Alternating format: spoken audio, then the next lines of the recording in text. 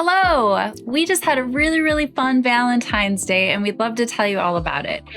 Steve surprised me with a really fun date, and it was something that I had never done before, and I don't think you had ever done it before. No, something I've been wanting to do for a long time. Is it really? Yeah, awesome. Well, it was really fun, and we'd love to share our experience with you. What we ended up going to do was we found a cool class where Vicki and I could sort of build our own little Valentines together, and it was something that I had never gotten to do before, and I knew that she probably didn't. So we found a cool glass blowing class that we could take at the local Pittsburgh Art Center. There's a place called the Glass Center downtown, and we ended up going down to check out the scene down there, and it was really cool. It wasn't exactly the most disability friendly place I've ever seen, but you know what? I think we made it work. No, it left something to be desired in the accessibility department, but it was really, really fun, and we both had a really good time. Good, yeah. So we laughed a lot. And I don't want to brag or anything, but I'm pretty sure I have like a natural born gift for glass blowing. Honestly though, and I don't. The unfortunate thing is I don't have our finished product here currently. No, I have a photo, but I don't have the finished product here. It's cooling. It takes 5 days to cool, so you pick it up 5 days later. But I feel like I have a natural gift for it. Our glass blowing instructor said, "Vicki, this might be a first because I got the tongs like stuck in the glass and she couldn't get them out."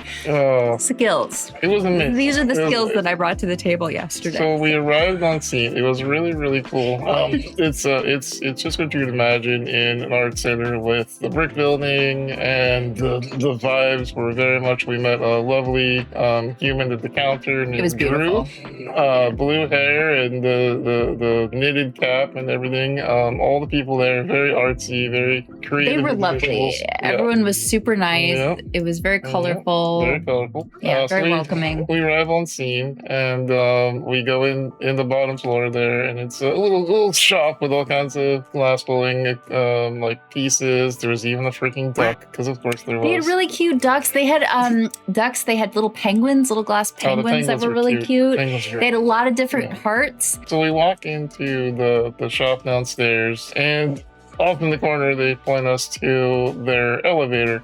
Problem is, their elevator is it's one of those ancient wheelchair lifts.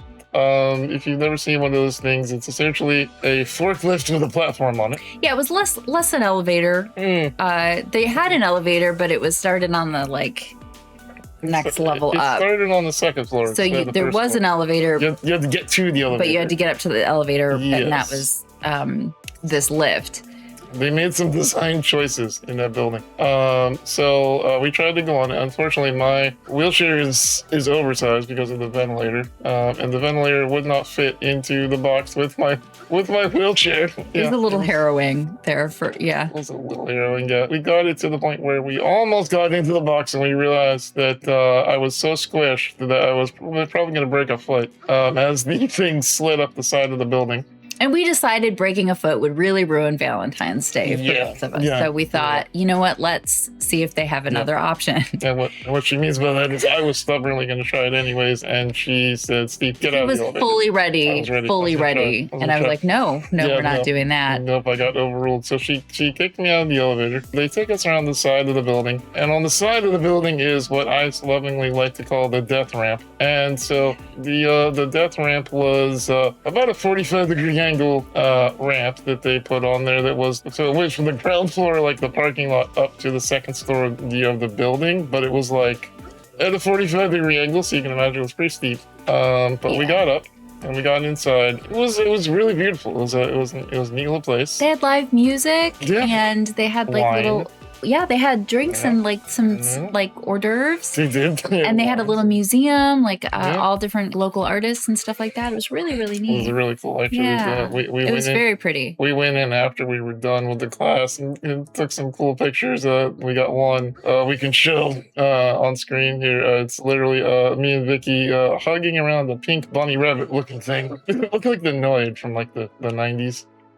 They had a lot of cute stuff in the glass. so cute. They had It was really so neat, cute. like a bird cage that looked like it was made of ice Yep. because Yep. it was just like perfect glass. It was It lovely. was It was very really well nice. It was neat. The amount of time and skill Yeah. it took to make some of those pieces. Let me tell you, as a wheelchair driver driving around the very, very expensive glass was nerve-wracking. That was nerve-wracking. Yeah. Yeah, I could even feel like the people were like, "Oh God, I hope that power wheelchair doesn't ram into this." He's just very good at threading the needle, though. Like Oh, he's man. pretty good. One finger spasm and we were $90,000 in the hole. Let's not think that I way. mean, it didn't happen this time. We go past the art area and we go on to the class, and it's really Which was cool. Upstairs. So like there Upstairs. was an actual Yeah. elevator, so we could get on the a elevator. real elevator. And then yes. that Yeah. took us up to the third floor, I guess. Yeah, we were up on And the third that floor. Yeah. that's where they have their classes. And they had a couple different classes going on, but Mhm. the one that we were taking was to make glass hearts, like a glass heart. Yeah, it was really cool. They had us paired up with an instructor, and so the instructor took us and our friends. So we went in like a little group date thing going on there, and so it was us and another couple of couples, and we all got to take turns. And the glass blower let us pick our colors, Yeah. and so I chose purple, and Vicky's like, we should choose red to make our colors. Yep. So we did red and purple. Yep. Turns out red is the most expensive color. Did not know this Did not because know. it has gold in it, I believe was Gold the lead reason. or something like that. Yeah. Yeah. Yeah. So I thought that was cool.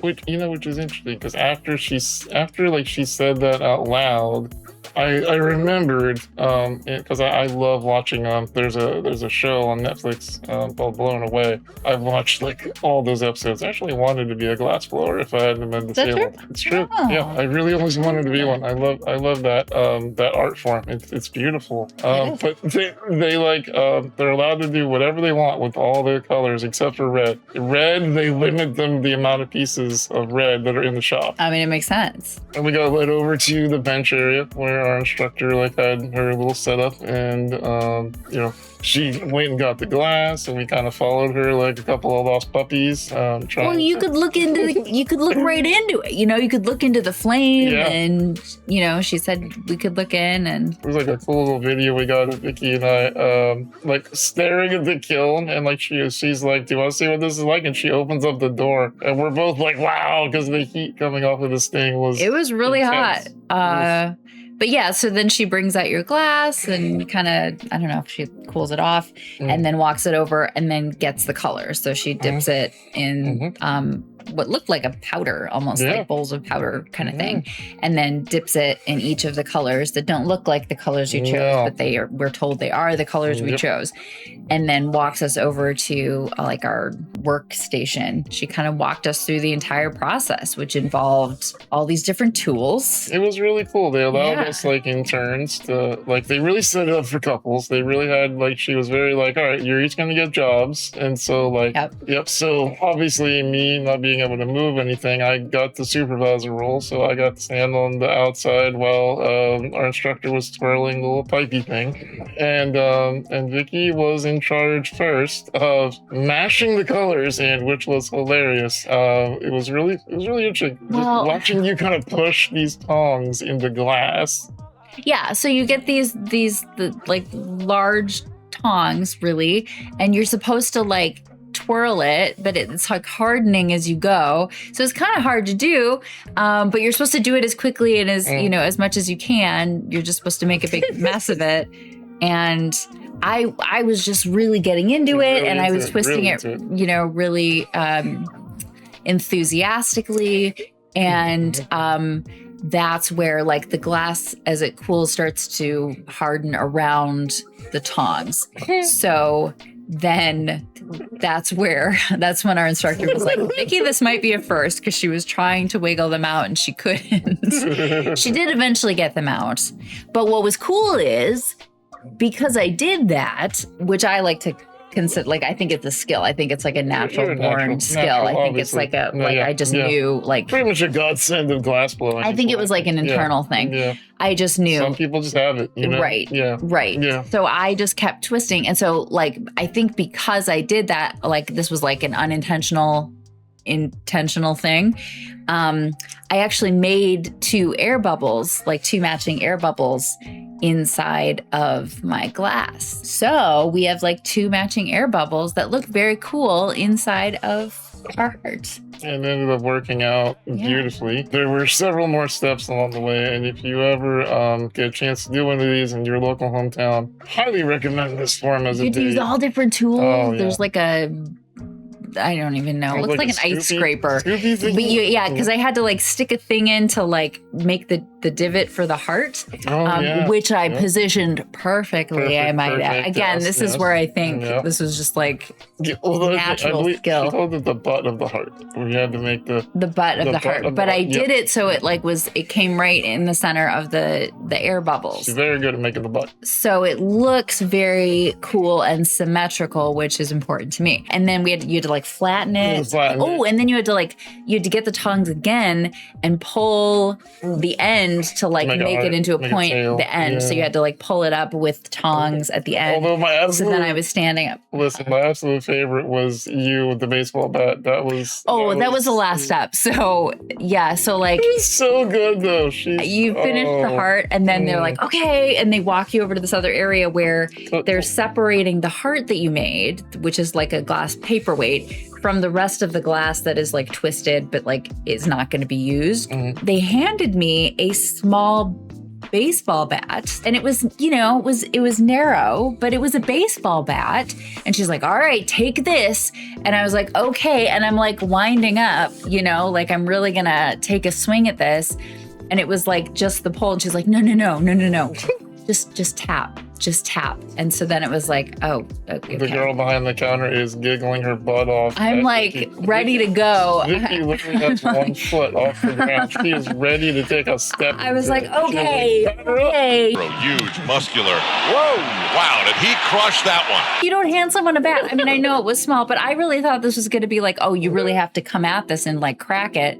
Because the other stuff I had to do, like I had to hit something really, flatten it really hard. I had to use some arm strength. Arm strength was used. Like, no, tap. No, tap. She's like, no, tap. And I'm like, oh, glass. Oh, that was so funny. So funny. Just the sheer giggling and the sheer fear. Because this woman's I embarrassed myself a lot. It's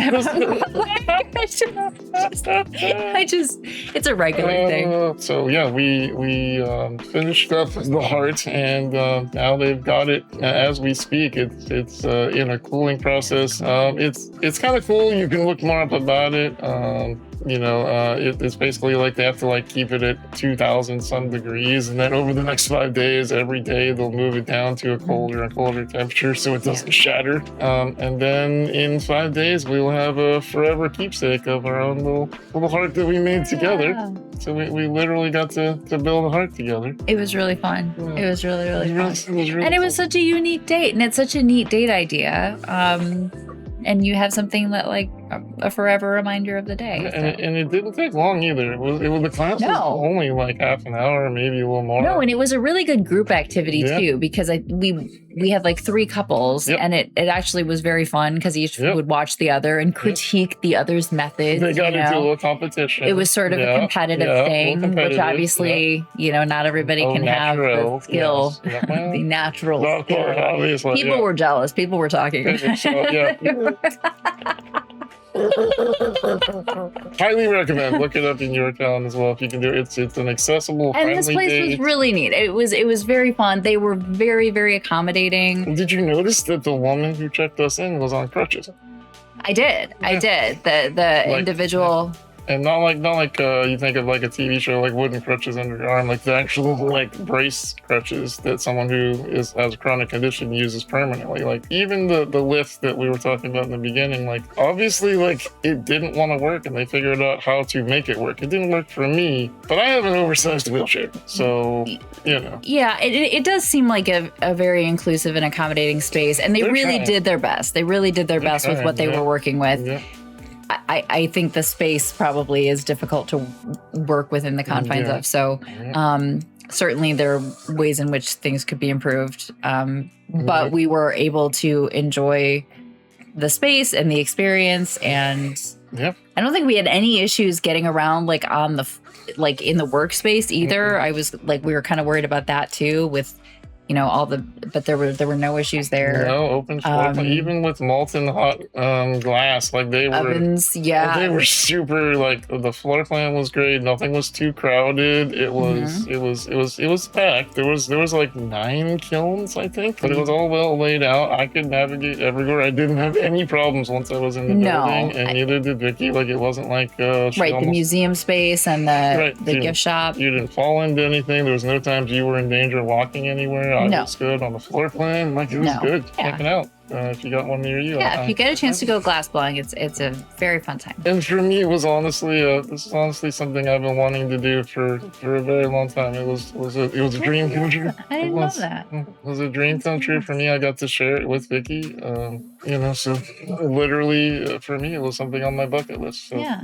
And while we're on the subject, so at the very end, we went through the gift shop because we thought we would take a look. And Drew, who was so lovely to us and was working the front desk. So we went through the gift shop and chose, I really like Christmas tree ornaments. And so I chose an ornament that I really liked. When we went to the front desk to purchase it, Drew, who had been so nice to us all night, said that they had made that this was their piece.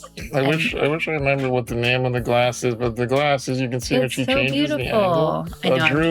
Drew was explaining to us that when you change the angle, whatever the glass type is that this is, it's some sort of reflective property that changes what color you see in the glass. It is the neatest thing I've ever heard of. So it's very cool. You can't really see it well on camera. Yeah, it's red. Depending on how you hold it, it's gold, it's blue, it's like a light teal behind the heart. Like it's really cool depending on where you hold it.